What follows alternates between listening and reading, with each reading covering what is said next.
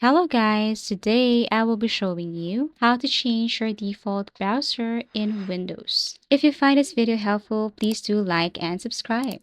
Now let's start. So first, what you're going to do here is you have to go and look for your search menu, and then this time you have to search for default apps. Now tap on default apps right here, or double click, or tap open.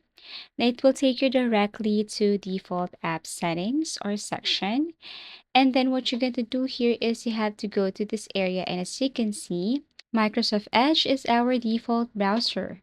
To change this one, or to basically change your default browser in Windows, just double click and then you can choose an app right here. If you want to change or switch to Google Chrome, if you want to switch to Internet Explorer, you can also tap that one. You just have to click and it will change or switch into that default browser that you have chosen.